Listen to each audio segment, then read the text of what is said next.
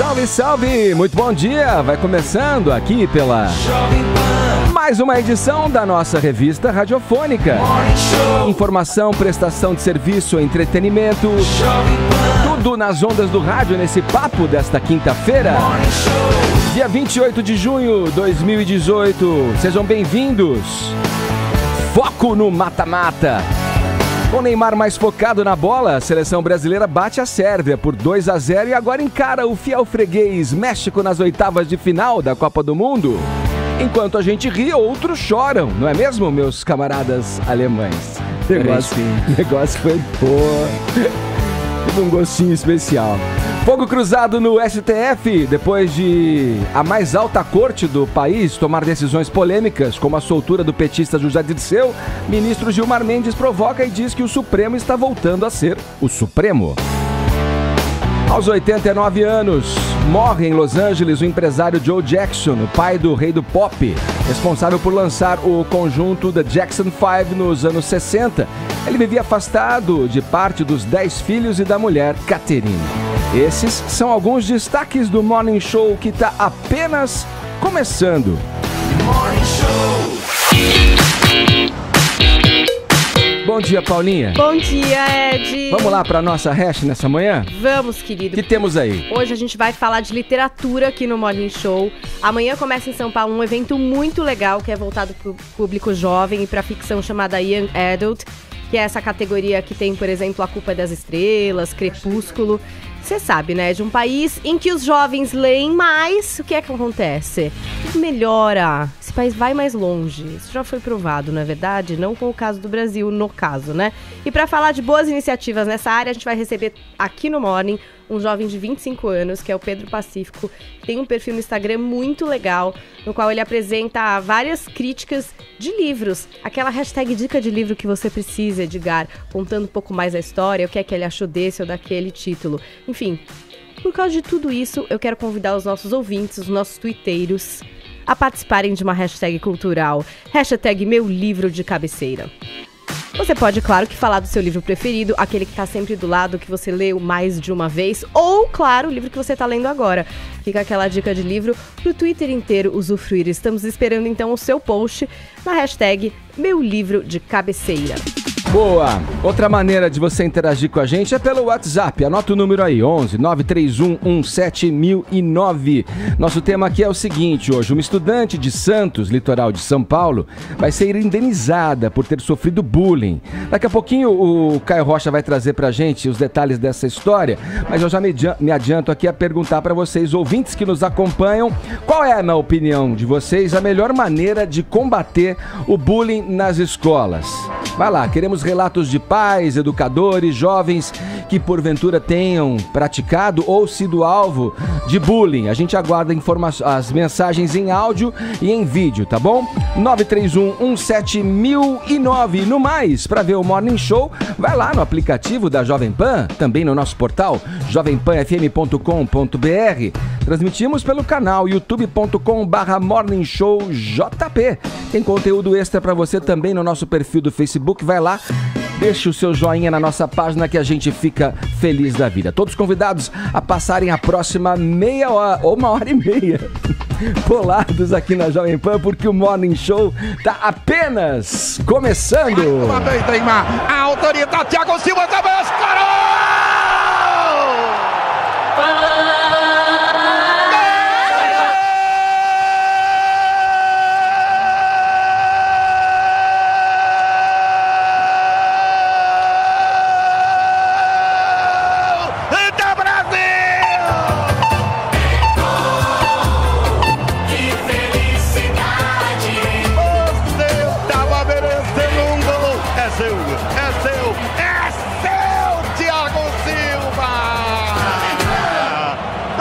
Cobrança do Camintã Feito do Neymar, Thiago Silva, um dos melhores zagueiros do mundo, indiscutível. Tá aí, ó, depois você, né, não entende por que eu chamo o cara de garganta, né? Impressionante. E com esse gol, o segundo contra a Sérvia, o Brasil caminhou tranquilo rumo às oitavas de final da Copa do Mundo na Rússia. Vini, vamos lá.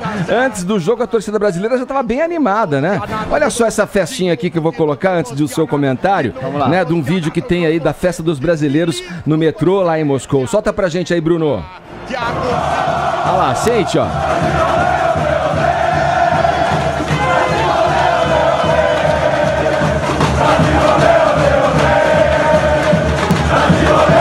Muito legal essa festa do torcedor brasileiro, né, Edgar? E o Caio até lembrava que antes do programa ir ao ar, que a gente até esqueceu aquela música Eu Sou Brasileiro, né, que sempre termina pra baixo, né, Caio? E essa daí é muito legal, muito mais criativa, e os brasileiros estão usando lá na Rússia, ainda mais com essa classificação agora, né, Edgar? Que deu um alívio, né, para os brasileiros. Tava muita gente preocupada aí com esse jogo contra a Sérvia, principalmente pela altura dos jogadores sérvios, mas isso não foi um problema. A zaga do Brasil ontem se comportou muito bem. Quem fez o gol de cabeça, como a gente ouviu, foi o próprio Brasil. Sim, com o Thiago Silva, a redenção de Thiago Silva, né? Tem muita gente que ainda pega no pé dele por causa daquele choro em 2014, mas o fato é que ele é, sim, um dos grandes, como o Nilson falou, um dos grandes zagueiros do futebol mundial. Tem sido realmente uma referência ali na zaga da seleção, tem feito uma boa dupla com o Miranda, e ontem o Brasil mais uma vez foi muito seguro. O Alisson até agora, Edgar, nesses 3 jogos, ele defendeu apenas 2 bolas e sofreu um gol. Então a bola chega muito pouco no gol do Brasil, e essa é uma das grandes características desse time do Tite. É um time muito protegido, não só pelos 2 zagueiros, mas por todo o sistema defensivo ali, né? Casemiro pegando, o próprio Paulinho dando uma proteção, os alas, né? A gente viu ontem mais uma vez um jogo, por exemplo, do William abaixo, né, no sentido ofensivo, ali, mas também é um jogador que ajuda muito na proteção, na recomposição, e isso ele fez muito bem ontem, ajudando o Fagner a marcar o Kolarov, que era um dos jogadores mais perigosos ali da Sérvia. Mas tá faltando realmente um pouco no ataque, uma participação mais agressiva do William no ataque. A gente perdeu, né, a opção com o Douglas Costa, que tinha entrado bem no último jogo, e o Tite talvez tenha aí na sua cabeça colocar ali um Renato Augusto para dar mais corpo no meio campo, o Firmino no lugar do Jesus, que também ainda não fez gol, né, Edgar? E a grande função do centroavante, que a gente sempre espera do centroavante, é fazer gol. Ele tem se movimentado bem, tem buscado o jogo, mas não tá conseguindo fazer o gol dele, e tem muita gente pedindo também a entrada do Firmino nesse time. Paulinho finalmente, né, conseguiu fazer aquilo que todo mundo espera, né, a infiltração num grande passe do Coutinho, gênio Coutinho, que tem sido o grande jogador do time, e o pessoal ontem até falou na internet que o Galvão tá traindo o Neymar, né? Porque ontem ele soltou lá que o Coutinho é o grande craque, o grande nome da seleção. Mas de fato, nessa Copa tá conseguindo aparecer, né? Mas o Neymar está lá também atrai uma marcação pra cima dele também, que libera os outros. Verdade. Olha eu como comento. Tá ótimo, hein, Paulinho, antes do jogo aqui, falando do México, não, Vini, me deu uma clareza. Em cadeia nacional e direto da cadeia, o Lula tuitou a seguinte frase: cada Copa é uma Copa, cada jogo é um jogo. Olha só. Eu vou além do Lula. Treino é treino, jogo é jogo. Bom, se ele não tivesse falado. Olha. Porque se a gente reparar, o Casagrande passou o jogo inteiro falando que o Paulinho devia ser retirado de campo porque não estava fazendo a ligação no meio de campo. Segundos depois, o Paulinho dá aquela perna de ganso ali. Bailarino. E aquela faz aquele golaço. Ele não pode sair do time. A questão é a seguinte: muito além de cada jogo é um jogo e cada Copa é uma Copa, cada segundo tem sido um segundo. Cada segundo tem sido um segundo. Que olhar que o Lula tem, né? E a gente subestima ele. Você vê que profundeza. Que ninguém ia saber. Gênio. Agora, Edgar, e as avaliações do Neymar? Eu sempre vejo assim, né? A imprensa sempre quer tratar ele ou como um jogo espetacular do Neymar, extraordinário, ou como ele foi muito mal, foi péssimo.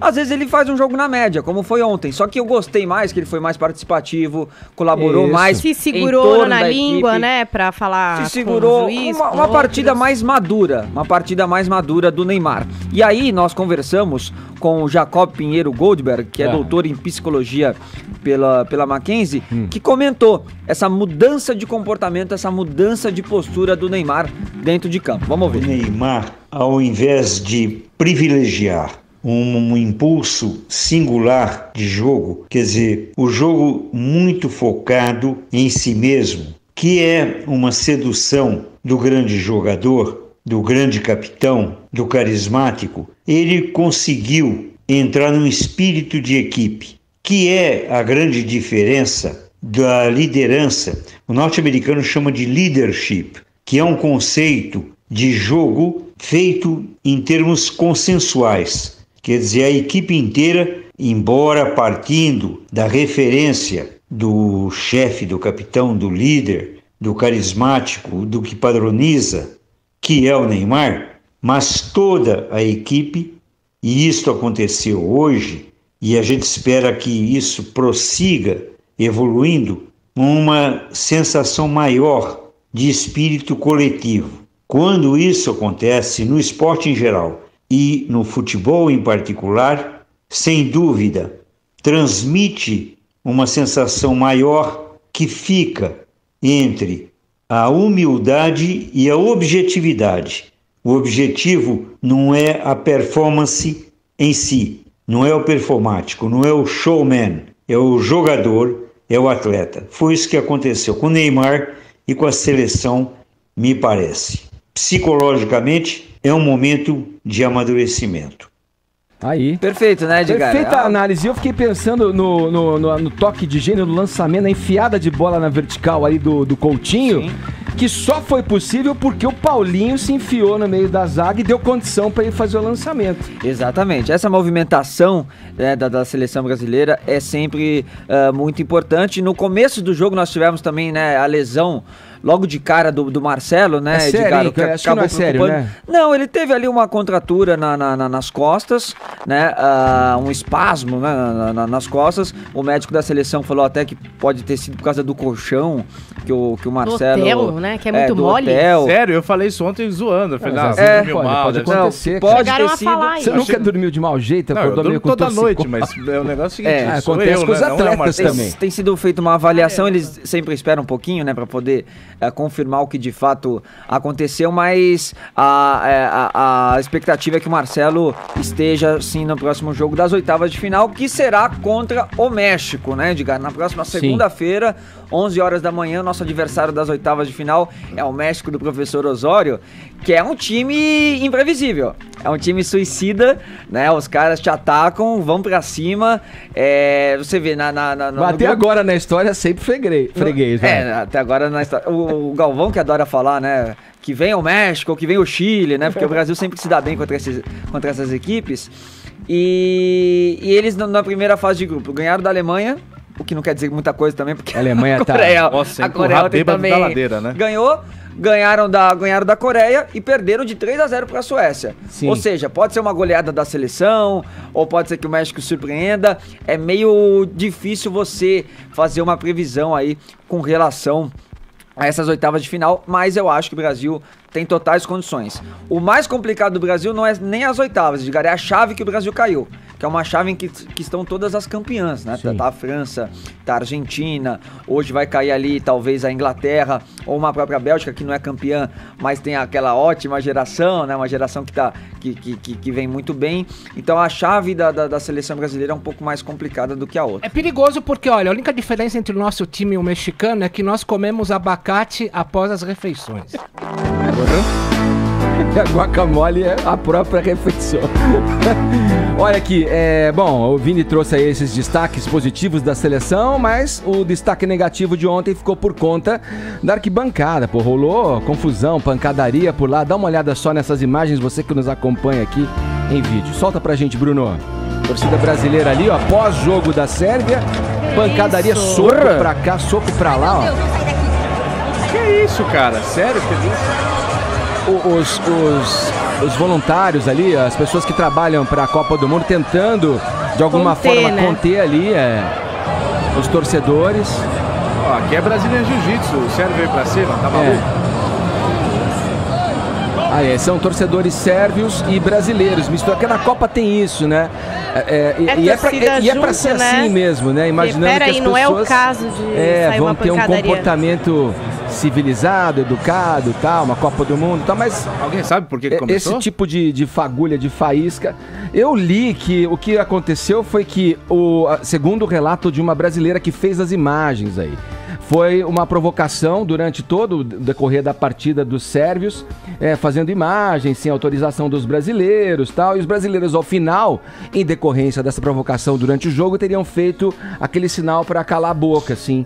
E aí os sérvios revidaram a provocação e aí começou o quiprocó todo lá. Nossa. Agora, o relato dos sérvios, segundo também está na imprensa, é outro. Diz que os brasileiros é que fizeram a provocação e o cara que estava envolvido na briga estava com a família. Era um filho, pai e mãe, quer dizer. Ô Edgar, parece que para decidir quem tá certo e quem tá errado, o caso já chegou à segunda turma do Supremo Tribunal Federal. Que vai liberar todos.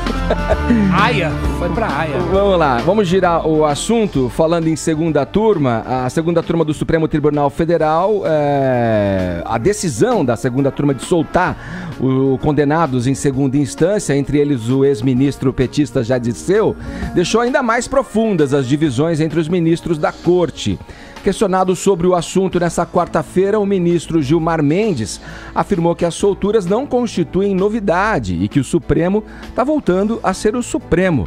Zé Maria Trindade, você que conhece tão bem os corredores e os meandros da Suprema Corte Brasileira, concorda com o ministro Gilmar? Bom dia para você aí na capital federal. Muito bom dia, Edgar, bom dia a todos. Olha, há um mal-estar entre as excelências, viu? Ontem, durante o julgamento lá no plenário do Supremo, falando sobre a decisão dos precatórios, que acabou uma decisão errada do Supremo, o pagamento de precatórios, aí o Gilmar Mendes disse, olha, nós temos que nos atentar porque nós já queimamos as nossas mãos na decisão dos precatórios. Imediatamente o ministro Luiz Fux falou, olha, nós estamos com as mãos e com o corpo inteiro queimados, se referindo evidentemente à decisão da segunda turma. Estão divididos sim, há os chamados garantistas, né, que acham aí, como explana muito bem o Tognoli, na história do Estado punitivista, né, há essa divisão, e na segunda turma, 3 ministros conseguiram a maioria, dominaram e isolaram o Edson Fachin, que é o relator da Lava Jato. Ontem, o Edson Fachin, numa rara entrevista ao sair lá do tribunal, disse que, na verdade, não há disputa, que há um posicionamento jurídico. Evidentemente, também, ele ficou preocupado com a imagem, já que ficou a impressão de que ele reagiu e mandou Lula para o plenário do Supremo, uma espécie ali de vingança do grupo da segunda turma, que soltou o José Dirceu, que invalidou provas contra a Gleisi Hoffmann e fez uma lambança na última sessão do ano da segunda turma. Agora é recesso no Judiciário, na Suprema Corte, né? E tudo fica para agosto. Mas o caso é o seguinte, Supremo Tribunal Federal não é exatamente o Supremo da cabeça do ministro Gilmar Mendes, não, viu?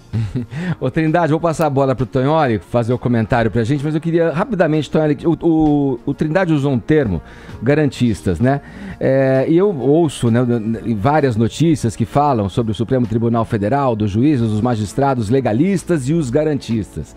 E eu cheguei a uma conclusão que você pode me dizer aqui se está certo ou errado, pelo menos na linha de pensamento. Os legalistas seriam aqueles que são mais severos no cumprimento da lei, aqueles que são mais rígidos na decisão frente a um caso que está à sua frente.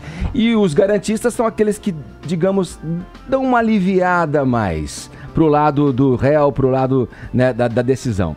É certo pensar assim? Nós temos uma divisão muito clara entre ministros do Supremo que vêm... Porque o direito se divide assim.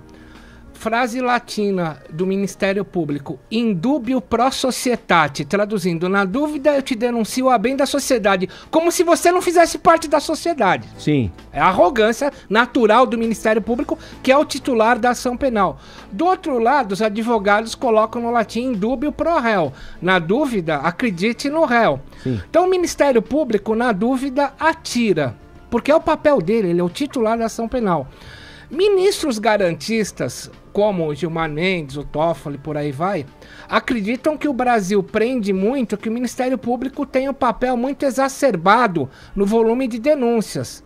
Então eles pegam a teoria do Luigi Ferrajoli, o italiano, que fala que é o do punitivismo, que o Estado tende a punir muito e eles querem segurar isso. Mas agora, todos os termos que eram usados contra o Gilmar Mendes e a Maria Trindade passaram a ser usados contra o Fachin. Hoje era exatamente 6h35 da manhã, veio um WhatsApp da defesa do Lula, colocando a reclamação ajuizada ontem às 23 horas no Supremo, dizendo o seguinte: 28 páginas, assinada pelo Dr. Zanin e pelo Dr. Batóquio, que são advogados do Lula, falando que o Fachin usurpa, ao ter mandado o Lula ter o caso analisado pela colegiadamente, que o Fachin não tem clareza nas regras do jogo, que o Fachin só manifesta ilegalidades e que o Fachin não demonstra quaisquer das hipóteses do regimento interno do STF ao autorizar o relatório a submeter o caso ao plenário. Ou seja, que o Fachin teria rasgado o regimento interno do STF. Quer dizer, agora o Fachin, pelo menos do lado dos petistas, passa a ocupar o lugar que outrora era ocupado pelo Gilmar Mendes no quesito críticas insustentáveis. Uma das... É o inimigo da vez. É o inimigo da vez, né?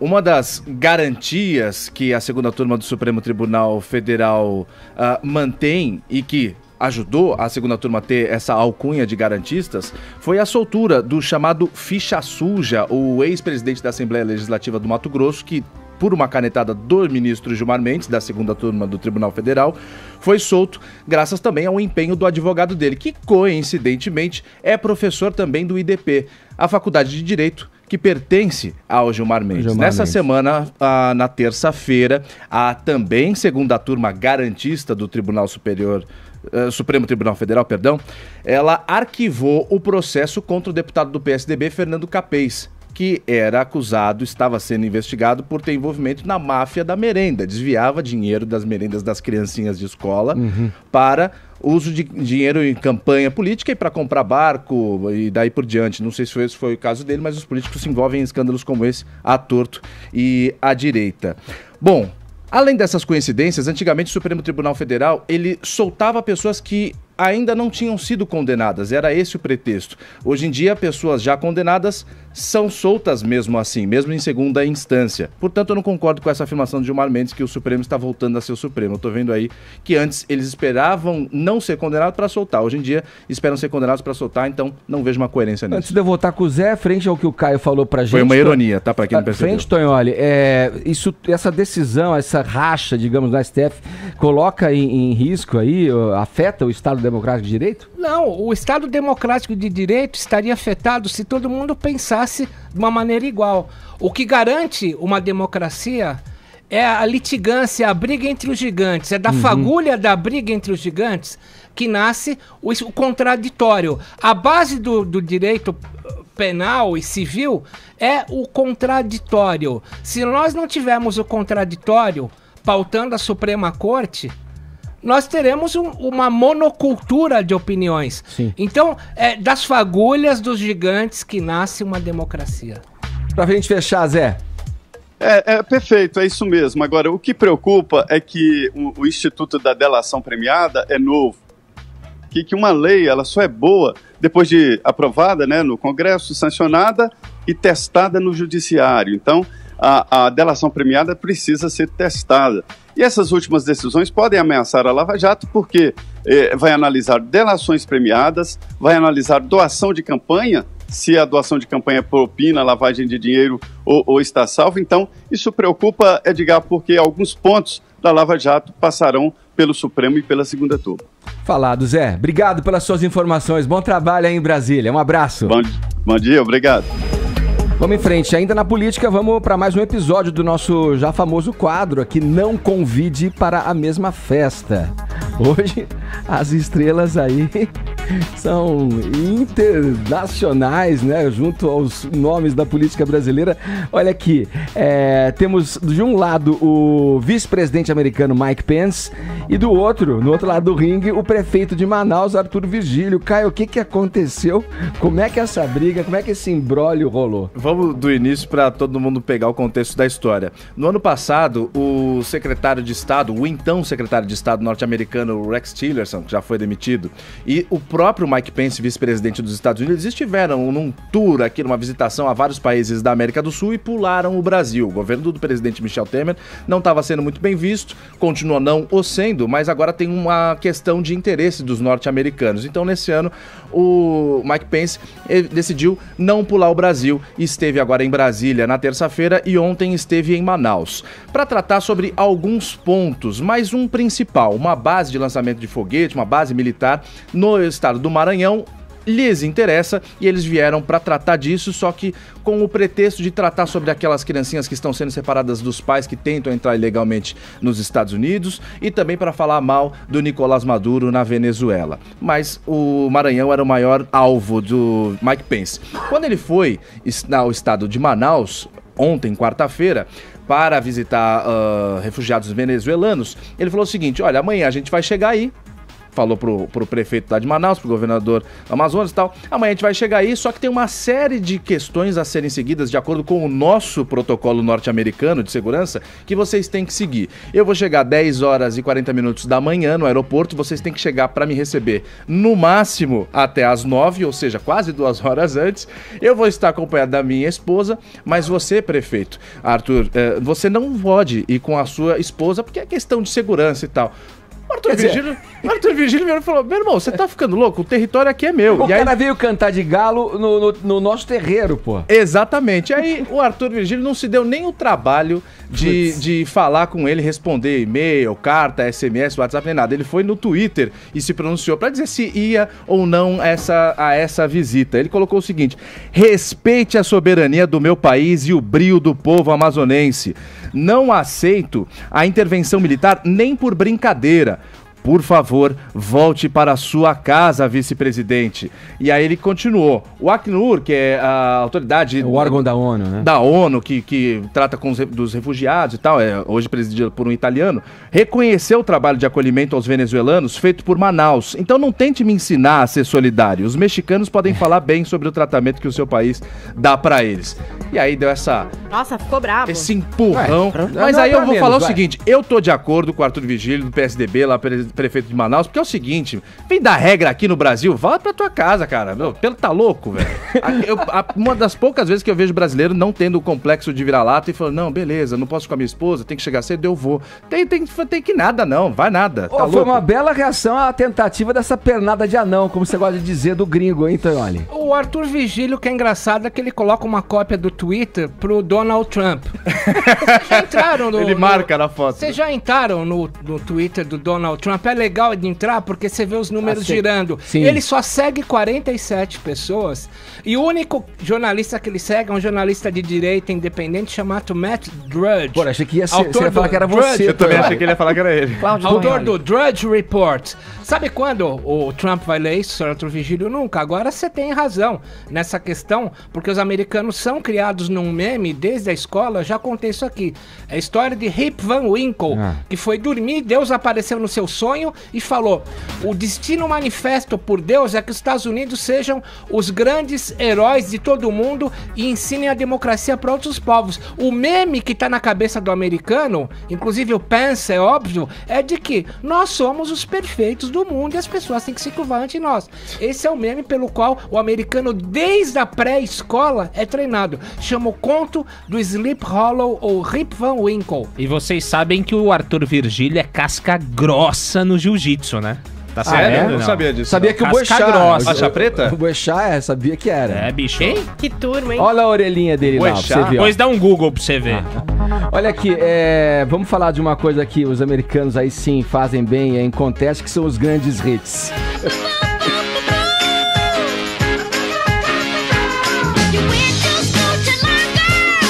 Morreu ontem, aos 89 anos, o homem que lançou essa rapaziada que a gente tá ouvindo aqui ao fundo, o Jackson 5. Essa voz aí é dele mesmo, do Michael, molequinho. Rei do pop Michael Jackson, né? E aí, como é que foi? Ele já tinha vindo pra cá, pro Brasil, já tinha tido um episódio de internação aqui no Brasil, numa passagem do Joe Jackson, né, Paulinha? Ele já não estava muito bem de saúde, de 89 anos, já é uma idade também avançada, né? Estava internado por causa de um câncer. Tem publicações que falam especificamente de um câncer de pâncreas de estágio 4, né? É um cara de vida pessoal conturbada, como você falou aqui dos Jackson's 5, a gente ouve essa música tão alegre, né? A gente se lembra do Michael Jackson ali com 11 anos, entre as músicas mais tocadas do mundo, conhecido mundialmente, mas a gente também sabe que tinha aí um pano de fundo de violência, de maus tratos, tirania, de abuso com os filhos. E isso ficou muito público, né? São 10 filhos do Joe Jackson, muitos deles falaram sobre esses abusos, principalmente quem teve essa relação empresário-artista. Sim. O próprio Michael Jackson, numa entrevista em 1993, chorou com a Oprah Winfrey, lembrando que tomou sentada do pai, né? Que ele era muito rígido. O Michael Jackson até disse que quando criança e quando adulto, quando o pai dele chegava para uma visita, ele chegava a ter náuseas, diarreia, ele ficava assim perturbado só com a presença do pai, com o olhar do pai. Apesar dele dizer nessa mesma entrevista que ele o perdoa e compreende. O Joe Jackson, ele inclusive admitiu ter sido um pai violento, mas ele dizia que é o que ele fez para tirar os filhos da rua e para que eles fossem bem-sucedidos na vida. É assim que ele se justificava. E agora, no leito de morte também, o que se diz, Edgar, o que pessoas da família falaram para a imprensa, é que ele reconheceu que falhou com o Michael Jackson e chegou a dizer isso nesses últimos dias de vida, né? Que falhou com ele, que custou a vida do Michael Jackson, que, para quem não se lembra, morreu em 2009, né, vítima de uma parada cardíaca, depois de uma combinação de remédios prescritos aí por um médico que atendia ele. Ele disse assim também, o Joe Jackson: eu sei que deveria estar lá para Michael, ele me queria lá, na turnê de This Is It, ele tá falando que foi aquela última turnê do Michael Jackson, né, ele me queria lá e eu falhei com ele, falhei e custou a vida dele. Então tá aí, 89 anos, faleceu vítima de câncer. E fica essa história aí de violência. A gente até estava conversando ali na redação, Edgar, sobre isso, né? A que custo se criar um grande artista, um artista mirim, né? Que relação é essa? Que disciplina é essa que acaba batendo, dando surra de cinto? É uma conversa até hoje atual, né? Porque muito se discute essa coisa da palmada, que hoje não é bem vista. Não é algo que se possa fazer, inclusive pais que perdem a guarda dos filhos por agredi-los, e ele justifica o sucesso dos filhos um pouco por essa disciplina dele, pelo que ele pôde fazer para tirar os filhos da rua. Não sei o que é que vocês pensam sobre isso. Era tão difícil essa relação que o testamento deixado pelo Michael Jackson não inclui...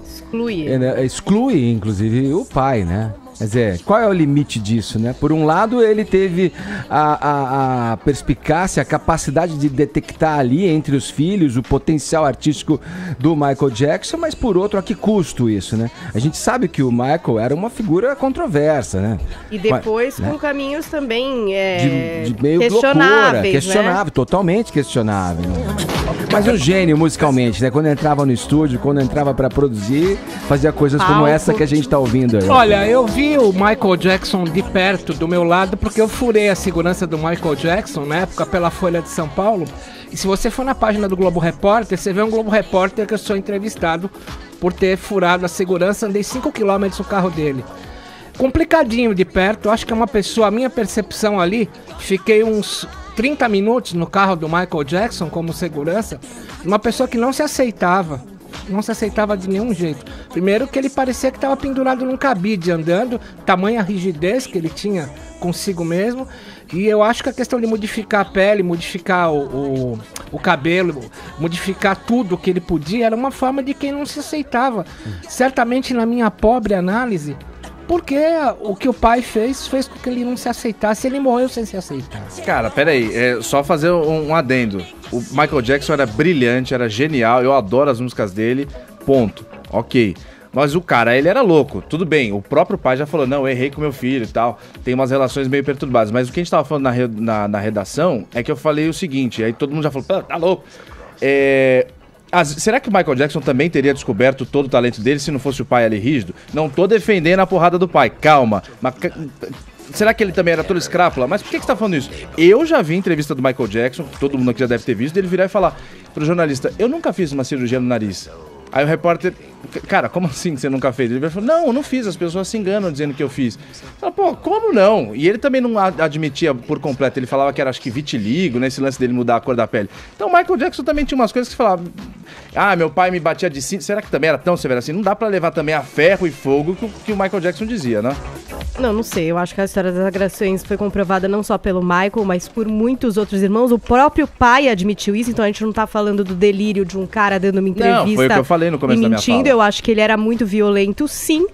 E o fato do Michael Jackson ser bastante perturbado, é claro que tem a ver com inúmeras outras razões, mas uma criança que passa por uma coisa dessas, cresce um adulto com muita dificuldade de estar ali dentro dessas condições de normalidade, né? Agora 10h37, horário de Brasília. Jovem Pan Morning Show, Jovem Pan Morning Show. Jovem Pan Morning Show.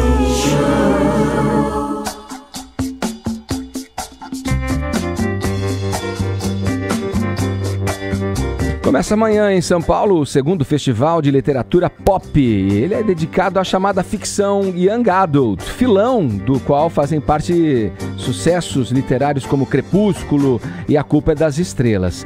Paulinha, quais são as atrações pra gente dar uma geral aí desse evento? Então, são 38 convidados, Ed. Um monte de gente mesmo, vão ter várias mesas para falar sobre as obras, mas também para falar sobre desenvolvimento de personagem, elaboração da escrita. Então vão ser vários debates que quem participar da Flip Pop no Centro de Convenção Frei Caneca, a partir de amanhã até 1º de julho, vai poder participar. Tem um autor, Ed, que chama Jeff Zentner, que é o autor de Dias de Despedida. Esse cara, você ia gostar de ser amigo dele, Ed. Sim, você ia achar ele, tipo, uma pessoa aprazível que você queria tomar uma breja com ele. Sim. O cara já gravou com o Iggy Pop, com o Nick Cave, com a Debbie Harry. Aí ele resolveu começar a escrever quando ele participou de um acampamento de rock que tem nos Estados Unidos, que a criançada vai pra aprender a tocar, sabe? Ali que ele falou, putz, vou escrever uma história pra esses jovens leitores. Ele já morou na Amazônia, querido. É um grande cara com um repertório assim, entendeu? Hoje tá lá em Nashville escrevendo as suas obras, vai estar aqui para conversar com quem participar da Flip Pop. E também um autor brasileiro chamado Igor Pires da Silva, que tá entre os livros mais vendidos aí dos últimos meses, com textos cruéis demais para serem lidos rapidamente. Já me chamou a atenção esse título, né? De título de livro é uma coisa boa. Às vezes você pega lá e fala, nossa, que curioso. Sim. Vou ler essa historinha. São várias as editoras que participam.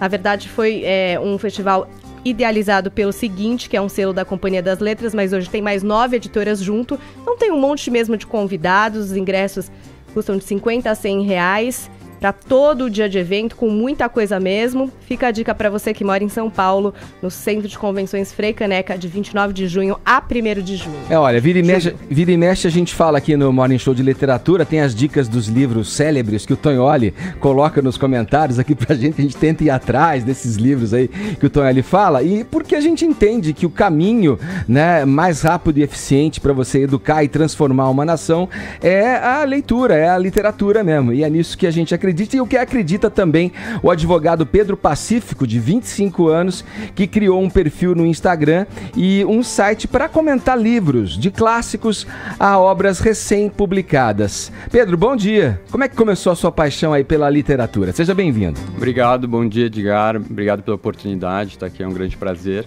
E já respondendo a sua pergunta, a minha paixão pela literatura, dizer paixão, ela é recente até, acho que coisa de 3 anos atrás.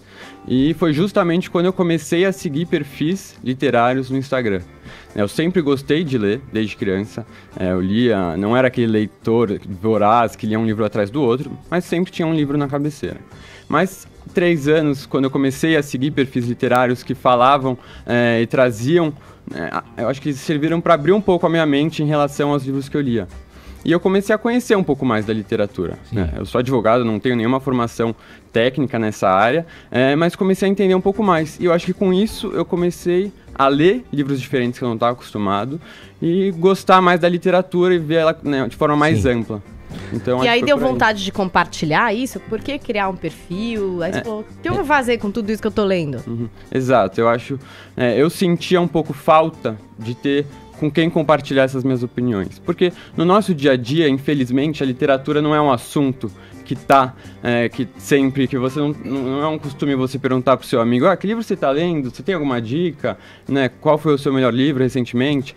Então, eu sentia um pouco falta de ter com quem falar. E eu resolvi aí criar esse perfil, né, sem a menor pretensão, foi algo ao acaso, e eu vi que as pessoas que começavam a me seguir tinham essa também carência, né, de um espaço para poder compartilhar e falar sobre os livros que liam. Então acho que... Pedro, a gente aqui falava há pouco do festival, né, de literatura, festival de literatura pop e tal. Paulinha deu até uns exemplos aqui pra gente e tal. Agora, é um tipo de literatura muitas vezes criticado, né?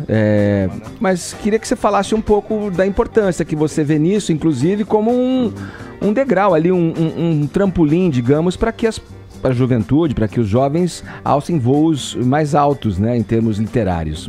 Eu acho que o Young Adult tem um público muito grande, mas é uma literatura que é uma literatura mais fácil, assim, então para começar até você não exige tanto do leitor, já vem um pouco mais mastigada a história, mas é muito importante para a formação de um leitor e eu acho que para a maturidade de um leitor. Porque você já dá um clássico mais pesado, fica difícil de um jovem conseguir absorver, né, tudo que ele poderia de um clássico. Então, né, ele já criar o hábito da leitura, que é algo que eu divido muito e insisto nesse ponto, né, que a leitura é um hábito. Então, você criar desde cedo é muito importante pro perfil de leitor que a gente quer, né, incentivar no Brasil. Ô Pedro, eu tô vendo aqui na nossa imagem o print, né, do Instagram. E aí tá ali, né? Book.ster, gente. Eu vou postar pra vocês aqui no Twitter. Mais de 55 mil seguidores. Você se surpreendeu com esse número, com esse crescimento e ao que você atribui, né? Tantos seguidores assim. Eu surpreendi bastante. Eu criei a página faz menos de um ano. Eu virei em 2018 com 13 mil seguidores. Então foi um crescimento bem rápido. Não é algo que eu esperava. E eu acho que o que as pessoas sentem falta é esse espaço para compartilhar. Então, elas ficam meio perdidas. O que eu posso ler, né? Onde procurar os melhores livros? Porque se você chega numa livraria hoje em dia, você vai encontrar os best-sellers, que são autoajuda, business, e a pessoa não sabe além disso, né? Onde eu consigo procurar? E o que eu quero é justamente mostrar, do ponto de vista de alguém que é leigo no assunto, de certa forma, mostrar que você pode ler clássico, você pode pegar uma literatura russa que não é difícil, né? Tem essa imagem, Dostoiévski é facinho, é claro. Mas não é difícil, tranquilo. Você tentar, você ler antes uma resenha de alguém para conseguir já, por onde eu vou, eu já me orientar, e é muito do que eu recebo de mensagem. Eu acho que além do número de seguidores que vem crescendo, as pessoas interagem muito comigo. E o que elas falam? Falam assim... Você conseguiu, né, eu estava estagnado nas leituras e desde que eu comecei a seguir você, eu consegui perceber que tem outros livros, né? Eu ficava nos mesmos autores, não sabia muito por onde ir, chegava na livraria, comprava aqueles livros que está todo mundo lendo, mas percebi que tem para onde, né, outros caminhos que são caminhos pouco falados, mas que são muito legais e de literaturas de diversos temas, com né, questões sociais, então falar um pouco do feminismo, então isso eu acho bem interessante. Você lida com dois mundos, né? Com o digital e com o analógico, que é o livro em si. Como você acha que alguém, uma pessoa que está começando agora na literatura e já vem de criação do mundo digital, porque desde criança está usando celular, como fazer a transição do digital para o analógico? É o contrário agora, né? Eu acho que muita gente me pergunta também, você prefere ler livro digital ou livro físico? Eu ainda sou, acho que, um fã do livro físico. Eu tento manter um pouco, ainda, para mim, né, sentir o livro e folhear ainda é um pouco de resguardar do que é literatura. Mas muita gente vem adotando o livro digital. Kindle. Eu só leio digital. Sério? Eu só leio digital e mudou a minha vida, mudou completamente. E você pega aqui o livro e abre assim? Não tem cheiro, não tem capa. Eu esqueço o nome dos livros que eu tô lendo. mas em contrapartida eu leio infinitamente mais. Isso é um ponto muito positivo. Né? E também tem um ponto ecológico, né? A questão de você não estar gastando, porque senão você não deixa guardo nada em casa pra pegar pó. Tá aí pra isso também. E outra coisa que eu acho que é maravilhosa, às vezes você tá lendo um livro que você não tá gostando muito. E aí, isso acaba fazendo que você pare de ler, às vezes, né? É o livro que você levou pra sua viagem e é meio chato e, puxa, não engatei na história.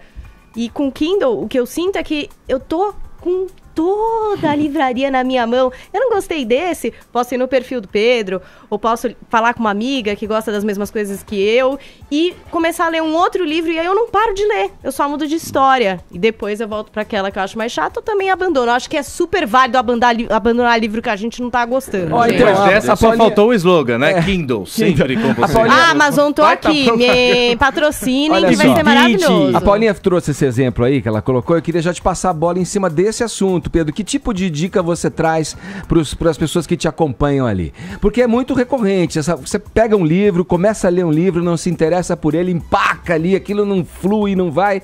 Tem alguma estratégia para vencer essa primeira barreira? Como é que é? Tem muita gente que tem medo, eu acho, né, de abandonar um livro. Parece que, por que eu não tô conseguindo? Mas eu incentivo. A partir do momento que, eu acho que você tem que tentar continuar, né? Dar uma tentativa pro livro. A partir do momento que você viu que não tá indo, não tenha medo de abandonar. Eu coloco resenhas de livros que eu abandonei. Eu falei, esse daqui eu não consegui ir pra frente. Aí vem gente comentar, como assim? Meu livro preferido. Então é como cada um reage também a partir de um livro. Isso é muito interessante, mas não tenha medo de abandonar. Porque tem muitos livros que você poderia estar lendo e que você ia gostar mais, né? E que você tá lá forçando, vendo uma história que pra você não rola.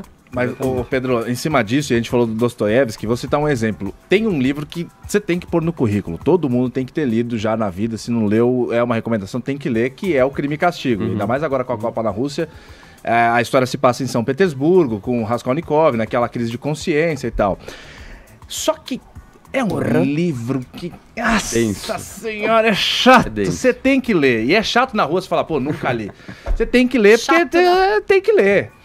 Mas, assim como várias outras obras, o que você tem para analisar sobre isso? Obra que é necessária, só que é chata, é difícil, é uma leitura complicada. Eu não tenho medo de falar minha opinião, acho que isso é um dos pontos positivos que as pessoas gostam. Então, quando eu fui resenha e tem a resenha do Crime e Castigo, eu dou nota, né, para minhas resenhas. Não foi uma nota muito alta. As pessoas, como assim? Você não deu uma nota alta para esse clássico? Eu falei, a minha visão, né, a sua experiência com o livro. Exato, a minha experiência com o livro não foi a melhor. Achei um livro muito denso, talvez até numa segunda leitura consiga absorver um pouco mais. Mas aquele livro que arrastava, eu não via onde ele estava indo chegar, enquanto eu já li outros livros do Dostoiévski que fluíram muito mais, que eu consegui absorver muito mais e que dei nota aí 10. Entendeu? Então, O Jogador é um deles. O Jogador eu ainda não li, mas Memória do Subsolo, que é um dos meus preferidos dele. Tem algum post seu que gerou mais buzz? Assim, você fala, nossa, esse post aqui se repercutiu. Esse post é até agora o meu best-seller aqui do Instagram? Eu acho que um deles é quando eu vim tratar da mulher na literatura, né? Que, querendo ou não, foi uma coisa no começo que me perguntaram, logo no começo do Instagram, dos últimos livros que você leu, quantos foram escritos por mulheres? E eu fui ver, eram poucos, né? Eu falei, nossa, eu acho que eu nunca tinha parado pra pensar nisso. E eu vim dividir isso com os meus seguidores. Né? A partir de então, comecei a prestar atenção e foi uma dica que eu dei pra todos. Vamos prestar mais atenção em quem a gente tá lendo também, não só na história. Então, de tornar a literatura algo inclusivo. Então, ler mulher negra, prestar atenção nisso. As narrativas. Exato. Então, a partir de hoje, toda vez que eu vou escolher um livro, né, eu costumo escolher 4 livros de uma vez para ler. Eu sempre incluo uma mulher. Isso passou a ser uma regra pra mim. Ô Pedro, a gente tá machismo, com machismo, hein? Pra cada 4, só uma mulher? 3 homens? Ao mínimo, machismo, isso aí, cara. Que é um problema do mercado editorial também. Vamos problematizar aqui, né? Cota agora? Ô Pedro, a gente tá com a hashtag hoje, meu livro de cabeceira. Qual é o seu? E por quê? E é o de uma autora feminina? Não. Que falha, hein? O meu livro de cabeceira eu acho que é 1984, eu gosto muito, que é do George Orwell. Eu acho que é um livro muito atual, apesar de ter sido escrito em 1949, ele é um livro que até hoje, cada vez fica mais atual, porque é numa sociedade que as pessoas acabam sendo controladas pelo governo, né? Tem o grande irmão que controla todo mundo, e eu acho que nessa sociedade cercada de tecnologia e de redes sociais, a gente está encaminhando para isso. Então, eu acho que é um livro que cada vez você lê, você se identifica mais pontos com a nossa sociedade. Você falou desse livro aí, eu me lembro, quem tem muito filho, a vantagem é que você pega os que você não leu na vida e vai tendo a oportunidade de lê-los, né, pela primeira vez com os filhos, né, que na escola, que vão tendo que fazer essas leituras. Então tem 2 exemplos que me ocorrem agora, que é o Príncipe de Maquiavel e esse 1984 aí. Paulinha, como é que tá a nossa hashtag aí? Eu queria dizer que estamos entre os assuntos mais comentados deste país. Olha, com a hashtag Meu Livro de Cabeceira. Isso merece aplausos, é isso aí. Tem muitas dicas aqui pra vocês. Dele. Muita foto de capa de livro, muita produção aqui no nosso Twitter. Vamos conferir aí algumas das mensagens dos nossos ouvintes. Cláudio Borba, hashtag Meu Livro de Cabeceira. Como sou amante de literatura, tenho vários. Mas o Diário do Farol, de João Ubaldo Ribeiro, este é maravilhoso. Não vamos julgar nenhum. Pedro não pode fazer nenhum comentário para não tolir, né, o nosso ouvinte no Twitter. Ele pode gostar do que ele quiser. Jário de Paula, hashtag Meu Livro de Cabeceira, é Os Suicidas, do autor brasileiro... eu vou ler. Rafael Montes, ele pôs o @ do autor. Já li, estou relendo, irei reler mais vezes. Qualidade de enredo incrível, construção de histórias perfeita e final de deixar nosso queixo pra baixo no chão. Fiquei com vontade de ler, esse cara é bom de marketing. Também Midian escrevendo pra gente, hashtag Meu Livro de Cabeceira, é orgulho e preconceito. Toda vez que leio é como se fosse a primeira vez. Emoções... que aceleram o coração. Aí, que boa. Eu não consigo ler o mesmo livro 2 vezes. E se eu assistir o filme antes, eu odeio ler o livro depois. Mas o contrário não, né? Não, eu prefiro ler o livro antes sempre. Se eu assistir o filme, aí o livro eu fico... gente, já sei, sabe? Deixa eu perguntar pro professor aqui da bancada, Cláudio Julio. Oi. Eles estavam falando aqui de livro, que não tem problema você começar a ler um livro e parar. Qual o livro que você começou a ler e falou, não dá, vou parar de ler isso aqui que não tá dando certo? Tem uma escola cubana, latino-americana, de escritores barrocos. É um barroco inofensivo, né? Digamos que é um barroco inofensivo. E tem um autor cubano chamado José Lezama Lima e chama Paradiso. É um livro de umas 800 páginas, escrito no estilo barroco cubano. Deus do céu. Gente, é muito específico. Tá vendo? O barroco cubano não está recomendado por Cláudio Tonholi. Eu acho uma falha do Tonholi, porque barroco cubano todos nós temos que estar por dentro. Essencial. Ô, Edgar, só vai rapidinho. lá. Você Pra já gente teve fechar, vontade agora que você entrou nesse mundo aí de escrever um livro? Você já escreveu? Não sei. Não, nunca escrevi. Eu acho que hoje em dia eu não penso muito nisso, até porque meu dia a dia é muito corrido, né? Eu sou advogado, isso é um hobby pra mim. Com o tempo que eu tenho livre eu leio e faço minhas resenhas, então no momento não, mas eu não descarto essa possibilidade. Você sabe que você está ao lado, em frente de um grande autor que já publicou quantos livros, Tonholi?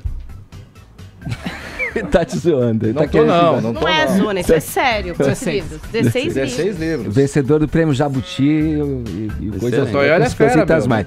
A você, advogado, me ocorreu agora a seguinte pergunta. Tem algum livro bacana? Porque eu acho a área do direito, por exemplo, não tem nada a ver com essa área, por isso que eu tô aqui na frente do microfone falando. Mas tem algum livro bacana para se ler, pra gente se aprofundar e saber um pouco mais dessa área do direito? Tem até um livro leigo ler recentemente, bem legal, chama Como os Advogados Salvaram o Mundo. É um lançamento do Gilmar Mendes. De um advogado que chama José Roberto de Castro Neves, e ele dá um panorama de toda a história, dos principais momentos da história, onde a participação dos advogados. Então ele vai lá na Grécia Antiga e vai trazendo até hoje em dia, ele vai colocando assim, aonde tinham advogados participando. Então eu acho bem interessante isso. Legal, Pedro. Pedro Pacífico aqui com a gente, advogado, comentarista aí, faz resenhas, tem perfis aí, como a gente colocou. Paulinha Bookster, né? É book com 2 O's e K.STER no Instagram. Eu vou compartilhar aqui pra vocês no Twitter, pra quem se interessou poder Maravilha.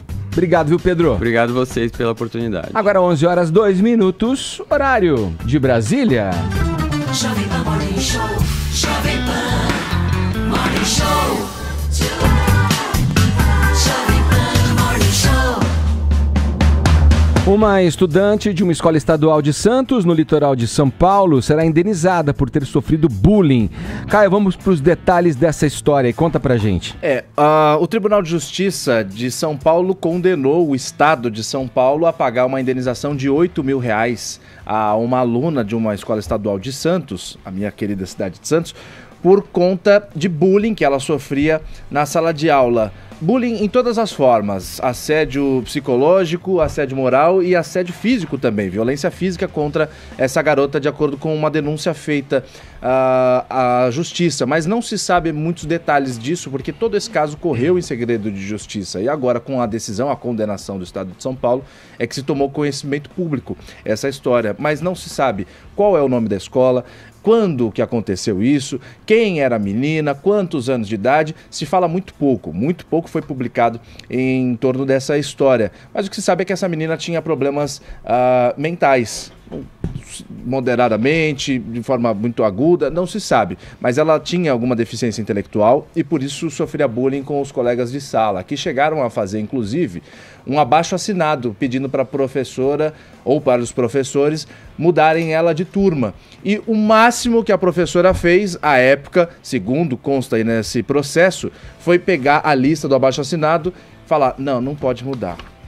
E guardou embaixo da mesa. Então eu queria agora te devolver a palavra para ver se joga para discussão esse caso. O Estado está condenado, vai pagar R$8 mil. Eu acho, pessoalmente, vocês vão poder dizer aí que essa coisa de indenizar não é o caminho. O caminho é a educação, né? O caminho vem da formação ali dos princípios éticos, morais dentro de casa e no trabalho complementar dos educadores na escola, né? Não, são poucas as escolas eu acho que o caminho não é esse, Edgar, mas se você imaginar o caso de uma criança que tem necessidades específicas, que é aceita na escola, que está lá no ambiente escolar e não é protegida, isso de nenhuma forma é dialogado na escola, ou tenta-se uma saída, que se vê totalmente desamparada, eu acho que tem que indenizar essa família sim, porque como que você...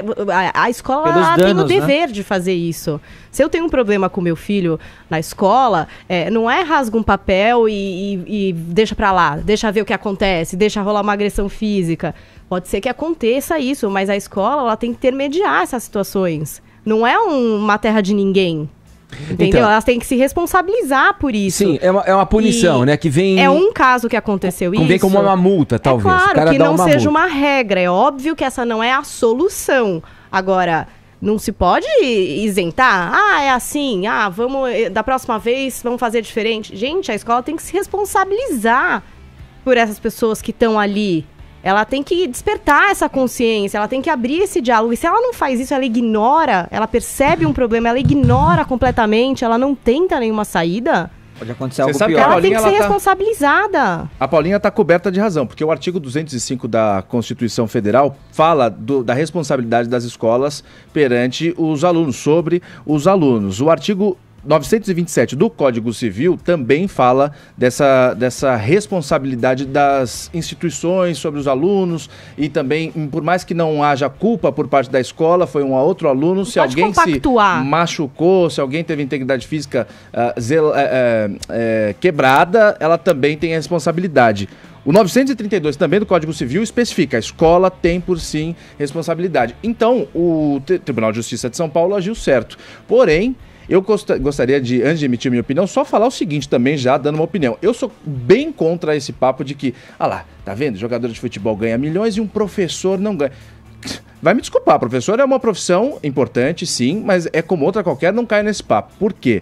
Eu vejo um grande despreparo de grande parte dos professores e eu fui vítima de grandes professores assim que atrasavam muito o lado. E aí mudava de professor, o meu desempenho e via dos meus coleguinhas também e tal, voando. Vejo muito despreparo e às vezes por falta de investimento do Estado, não sei, tem outras causas, mas existe. Aí eu boto a culpa no professor, nessa professora, não sei se era mulher ou se era homem, que pegou um abaixo-assinado e falou, não, isso aqui não pode, não tem abaixo-assinado para transferir a menininha de turma. Peraí, professor que tem que entrar em sala de aula e impor respeito, virar e falar, aqui não é a zona da rua que vocês fazem, você não tá entre seus camaradas não, aqui é a escola. Hoje em dia existe uma grande moda de pai transferir para a escola o dever de educar e tal, mas acho que o professor tem que ensinar matemática e português, geografia e daí por diante. mas é um complemento à educação. Você está ali socializando as crianças, começando a mostrar para elas desde pequenininha, olha, o convívio em sociedade é assim, aqui existem regras. E eu acho que é culpa do professor deixar um bullying chegar a esse ponto. E aí o Estado tendo que pagar 8 mil reais, não é o Estado não tem dinheiro. Quem tem dinheiro é a Paulinha, é você, sou eu, é o Tonho. É o nosso dinheiro público tendo que pagar 8 mil reais para a menina, que tá certo, só que por uma falha de um professor que não sabe botar autoridade na sala de aula. Eu não sei se me escapou do comentário, essa escola o quê? É particular ou é uma escola da rede pública? Por isso que o Estado pagou, é isso que eu tô querendo dizer. É o Estado se punindo ali, é uma punição. A série 13 Reasons Why... Só um minutinho, antes do Estado verificar a educação que ele está provendo para os cidadãos, ele vai fazer uma punição para ele mesmo, quer dizer, assinar um atestado de incompetência no que diz respeito ao processo educativo, né? E a gente, se for ver, tem essa série 13 Reasons Why, que muita gente assistiu e tal, bullying, né? E a gente sabe que trata de bullying, trata de suicídio. E na própria série, na segunda temporada, a gente tá falando dos Estados Unidos, mas, por exemplo, a mãe processa a escola, pela escola ter tido pistas de que aconteciam esses tipos de coisa, em dinâmica dentro da escola. Não fazia nada. Polêmicas que aconteceram dentro do ambiente estudantil e de não ter tomado nenhuma atitude. Edgar, há 20 anos, fui entrevistar o Jim Davis, que é o cartunista americano que criou o gato Garfield. Engraçado que eu não conseguia encontrá-lo no lobby do hotel. Acabei vendo uma pessoa que era a cara do gato Garfield, era ele. Porque ele desenhava o gato se olhando no espelho para ter as expressões. E ele falou assim, o humor nasce da diferença. O Garfield gosta de tirar um sarro do Odd e por aí vai, porque um é gordinho e outro é magro. O humor e o sarcasmo nascem da diferença. E essa diferença que a gente é criado. A criança já nasce num mundo em que ela é compelida a ver o que é diferente dela. Ela tem que tirar um sarro. E aí que a gente tem que botar a educação. O ser humano é assim. Você vê o Dedé Santana que veio aqui, todo o humor dos Trapalhões era aquele humor infantil do quê?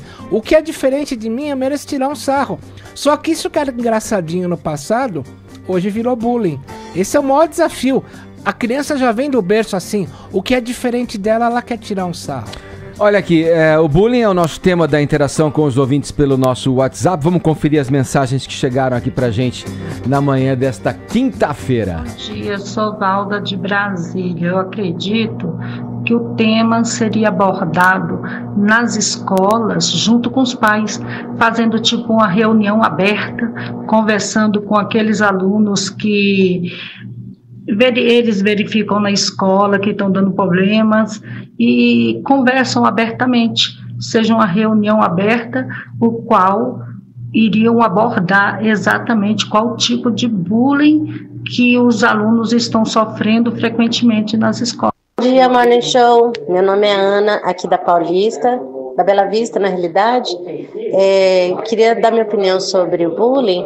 Eu acho que as pessoas que cometem bullying com outras, principalmente se for nas escolas, deveriam ser encaminhadas para trabalhar junto a pessoas com deficiência, pessoas com problemas, pessoas que requerem cuidados especiais, sabe? Trabalhar em lugares onde elas passem por situações que elas vejam quanto é difícil ser diferente, né? E trabalhar com obesos, por exemplo, numa clínica, ver quanto é difícil eles poderem ter que perderem peso, sabe? Com pessoas que tenham diferenças, que tenham dificuldades. Acho que só sentindo na pele é que a pessoa pode, de repente, mudar ou pelo menos parar de não incomodar as outras. Tá aí a participação do ouvinte do Morning Show aqui na nossa enquete de hoje a respeito de bullying. Vamos girar o assunto, vamos voltar a falar de Copa do Mundo. Vini, eu quero que você nos atualize aí com relação ao certame. Mas antes eu queria que você contasse pra gente, tentasse fazer uma análise. Você que é tão preciso. Não, o que aconteceu com os germânicos, com os alemães, Vini? O que aconteceu? Primeiro desejar um feliz 2018 pro Tony Kroos, né? Que deu um feliz 2017 pro Brasil, trocando 1 e o 7 pelas bandeiras do Brasil e da Alemanha. E agora a gente troca o 2 e o 0 pela bandeira da Coreia do Sul. Ele fez isso naquela época? Fez no ano passado. No ano passado ele fez essa brincadeirinha. Agora a gente troca o 2 e o 0 pela bandeira da Coreia e da Alemanha. Feliz 2018, Tony Kroos. Difícil fazer uma análise, viu, Edgar, sobre o que aconteceu com a Alemanha. Chegou como uma das favoritas, num grupo médio, né? Médio ali, Suécia, Coreia e México. Acabou sendo surpreendido pelo México no primeiro jogo. Aí contra a Suécia também não fez uma grande partida, né? Mas a maneira como ganhou, como teve aquela virada, a gente achava que agora a Alemanha chegou na Copa, né? Agora vai. Mas aí ontem contra a Coreia, o jogo da Alemanha mais uma vez não funcionou. E diferente do jogo contra a Suécia, quando eles não abandonaram as suas características, o seu estilo de jogo, a sua frieza, né? Tocava a bola daqui e dali. Contra a Coreia não, né? A Alemanha sentiu, se desesperou, foi com tudo pro ataque. Os coreanos acabaram aproveitando, tanto que o segundo jogo nasce de uma bola perdida do Neuer, né? Nossa, o que foi aquilo, cara? É o goleiro. Que se alçou, do goleiro, que se alçou lá pro ataque pra tentar fazer alguma coisa. E a Coreia jogando com o pé é complicado. Que super ideia boa. Exatamente. Agora, olha, a comemoração aqui na redação ontem foi uma coisa impressionante, porque o 7-1 criou nessa rivalidade. Já tinha uma rivalidade, 2002 também, mas o 7-1 criou a rivalidade ainda maior entre brasileiros e alemães. E o brasileiro comemorou bastante, viu, essa eliminação, que não chega a ser o vexame do 7-1, mas é um vexame, né, Tá escrito em alemão ali, 100 palavras. 100 palavras. Tonholi, você perceba que foi a mesma manchete que eles usaram, o jornal Bild, para a vitória da Alemanha contra o Brasil em 2014, eles usaram a mesma manchete agora para a eliminação da Alemanha nessa fase de grupos. Um vexame alemão, Edgar. Enquanto os alemães choram, Rodrigo Viga gargalha. Vamos ao Rio de Janeiro. O Viga vai contar pra gente aí se aquele bar que prometeu distribuir drinks a cada caída, a cada queda do Neymar, honrou a palavra. E aí, Rodrigo Viga? Olha onde o Viga está. Deu pra ficar bêbado aí com tanto que o Neymar caiu? Bom dia. Bom dia, Diego. Você tá... Nossa, tá em slow. Esse pileque aí, meu cara. Tá falando mole, hein, Viga? Muita canjibrina. Fala aí de shot, beleza? Beleza, garoto. Tá tranquilo? Eu sempre tenho que ir num bar pra dar um clima, né? Pô, deu até sede esse visual aí, viu? Né? Tá com a garganta seca, meu camarada? Molhar as palavras. Paulinha, por favor, água mineral pro rapaz. Água mineral. Pode, Edgar, toma, querido. Toma uma aguinha enquanto fala com o Viga. Vou dar um golinho, muito obrigado. Mas não é aquela água que passarinho não bebe não, né, Edgar? Claro que não, né, Viga? Sei lá, né? Enfim, às vezes... precisa de um ânimo, de um gás, né, meu caro Edgar? Ô, Viga, eu achei o máximo isso aí, é bem humorado, é coisa bem do Brasil, do brasileiro, em cima de uma questão aí que acabava incomodando a todos nós, essa coisa do Neymar cai. Aí o bar vai lá e fala assim, tá bom, a cada vez que ele cair, então... tá liberada a rodada aqui por conta da casa. Mas a notícia chegou lá na Rússia, né, Edgar? Tanto que o Edgar, não, o nosso cara Neymar caiu muito menos do que vinha caindo, não era isso? É verdade. Aí a rapaziada meteu meia dúzia de shot pra dentro. Mas o dono desse bar na Vila da Penha, na zona norte do Rio de Janeiro, Edgar, ele tinha 40 rodadas de shot estocadas para serem oferecidas, né, para serem ofertadas à medida que o Neymar ia caindo. Só que o Neymar não caiu tantas vezes como se imaginava. É cachaçinha daquela branca e também catuaba. Sabe para que serve a catuaba também, né? Tem um efeito colateral, né, meu caro Edgar? Você sabe que ela tem uma conotação afrodisíaca, estimulante. Foi uma festa danada, foi uma comemoração danada, mas o mais engraçado é que a rapaziada não estava vibrando a cada ataque da seleção brasileira ou a cada gol da seleção brasileira contra a equipe da Sérvia, mas vibrava a cada desequilíbrio do Neymar, que poderia resultar numa queda do rapaz e, consequentemente, mais uma rodada de shot na veia. Catuaba ou cachaçinha da boa, ali de Salinas. Salinas fica bem ali no limite entre Minas Gerais e Bahia. Ali é coisa de primeiro mundo. Você cheira aquela branquinha, parece até um Scott, viu, meu cara Edgar? O Viga tá entendido, né, de canjibrina, né? Acho que ele já tomou uma, viu? Pô, eu tenho uma história curiosa, rapaz. Um tio da minha esposa que infelizmente já faleceu, ele guardou uma cachaça para me dar dessa justamente de Salinas, que tinha 40, 50 anos, era uma raridade. Néctar. Era o néctar, enfim, era o supra-sumo do supra-sumo. E ele me deu. Só que eu, na minha garotice, na minha meninice, na hora que eu fui embarcar no aeroporto lá em Belo Horizonte, vindo aqui para o Rio de Janeiro, esqueci de botar dentro da mala, rapaz. E aí?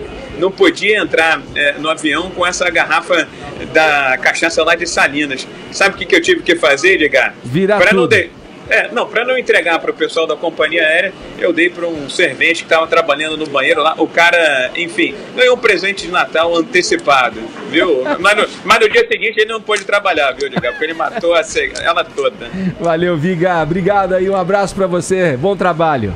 Valeu, na próxima eu te chamo pra ir nesse boteco lá na Vila da Penha, na zona norte do Rio de Janeiro, porque sobrou, foi muito shot, viu? Eram 40 mil litros e usaram, sei lá, 1/5 disso aí. Cai, Neymar, por favor, se joga, meu filho. Aê, demorou, peixe. Abraço. Agora, ô, Edgar, só pra dar uma atualizada que eu esqueci de falar, aqui tem jogo acontecendo agora. Japão e Polônia, Senegal e Colômbia, tá tudo 0-0. Japão, Colômbia e Senegal com chance de classificação, só a Polônia que já tá eliminada. E daí pode surgir um possível adversário do Brasil nas quartas de final. Sim, eu já tô pensando lá. Vai lá, Tite, hora certa pra gente, por favor. Respeito, tem o México ainda.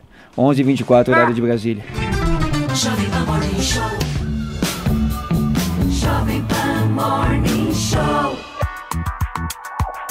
Vamos finalizar o Morning de hoje com destaques dessa quinta-feira no cinema, dia de estreias. Por que, Paulinha, a gente deve sair de casa pra comer pipoca e ficar na frente da telona e se meter na sala escura? Nossa, porque finalmente estreia aqui no Brasil a animação Os Incríveis 2, né? Ficamos esperando muito mais do que, por exemplo, os americanos, por causa da Copa do Mundo. Eles, enfim, reajustaram aí o lançamento pra gente pra um pouquinho depois. Que é um filme que tá matando as pessoas? Não tá matando ninguém. Mas nos Estados Unidos, com a estreia do filme, por causa das cenas de ação, aquelas pessoas que têm sensibilidade à luz, têm epilepsia. Exato.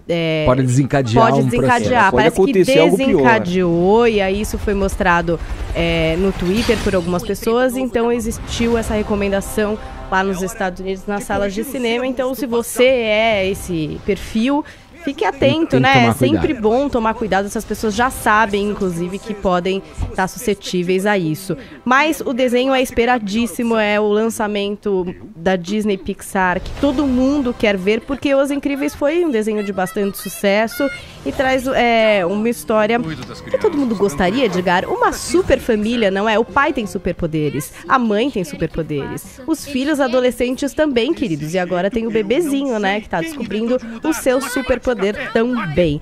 O filme tem um pouco a ver com o empoderamento feminino, porque o que acontece na história de Os Incríveis 2 é que a mãe consegue uma proposta de trabalho maravilhosa. E para assumir as responsabilidades nesse emprego, ela acaba tendo que colocar o pai ali na posição de ficar com os filhos, né? Com os filhos adolescentes, passando pela aborrecência, Edgar, uma fase que você conhece bem, e também com os cuidados com o bebê. Tá aí nos cinemas Os Incríveis 2. Ótima opção para levar os pequenos. Um outro filme de comédia, o Sexy por Acidente, com a Amy Schumer. A Amy Schumer é uma comediante que todo mundo adora nos Estados Unidos. É amiga da Ellen DeGeneres. Ela fala muito dessa questão do corpo, porque ela não tem o estereótipo da beleza capa de revista. Ela é mais gordinha e tal, e ela faz uma tiração de sarro com isso, que cai muito bem lá pelos Estados Unidos. E esse filme traz uma história engraçada. É uma menina que tem problema de autoestima por não ter esse estereótipo aí esperado da mulher mais maravilhosa que tem na capa da revista. E aí ela bate a cabeça em um dado momento da vida dela. E quando ela volta, Edgar, ela se enxerga completamente diferente, querido. Ela se vê maravilhosa, ela se vê incrível, ela se olha e é tudo que ela gostaria de ver, entendeu? E aí ela passa a viver a vida com uma autoestima que ninguém balança, porque afinal ela se vê belíssima. Ela se vê assim, o que ela gostaria do ideal da vida dela. E aí, ela acaba colhendo as consequências de ter essa autoestima maravilhosa. Você que é tão garboso, da pena bateu a cabeça também? Evidente. Como assim? Esse filme é bom que eu não preciso nem ver, que a Paulinha já contou tudo. Não contei, não. Essa é só a sinopse e a gente fecha com Sicário, Dia do Soldado, é a continuação de Sicário, Terra de Ninguém. Então é uma história que se passa no México, dessa vez na fronteira México e Estados Unidos. A gente retoma os protagonistas, né, interpretados pelo Josh Brolin, que é um agente da CIA, e o personagem do Benício Del Toro, que é como se fosse o braço dele, né, uma ajuda que ele tem ali no México. E eles são chamados para uma missão no governo para colocar os cartéis em guerra, para provocar a guerra entre os cartéis, para que assim o governo consiga combater melhor ali o que está acontecendo na fronteira México e Estados Unidos. Só que essa história, claro que a gente há 20 anos falava do que na fronteira, né? O tráfico de droga, a cocaína passando para os Estados Unidos, mas agora tem um outro lancezinho, Edgar, a questão da entrada de pessoas pela fronteira. E não qualquer pessoa, a gente não está falando de mexicanos querendo imigrar para os Estados Unidos, a gente está falando de uma coisa diferente, a gente está falando de jihadistas responsáveis por ataques terroristas nos Estados Unidos e que acessam o país pela fronteira com o México. Tá aí a história, então, filme mais de ação, mais pesadão pra vocês, com Josh Brolin e Benício Del Toro, Sicário, Dia do Soldado. Falado, Paulinha. E assim a gente fecha, vamos com os ganhadores, né, do WhatsApp e também do Twitter. Vai lá, dá pena. Esse resumo da Paulinha é que agora eu não vou ter tempo mesmo pra ver os filmes. É que eu entrei na parada aí, você tá na campanha, Você vai votar em mim ou não? Pressão, olha o tipo de pressão que ele vai estabelecer. Evidente que não. Eu gosto de você como comunicador, da pena. A vencedora é a Ana, velho. E aqui no Twitter, o Jorge Cirilo. Vou falar com você, Jorge. Falado, e assim a gente termina mais uma edição do nosso Morning Show. Agradecendo sempre o prestígio e a audiência. Lembrando que amanhã tem mais. Você ouviu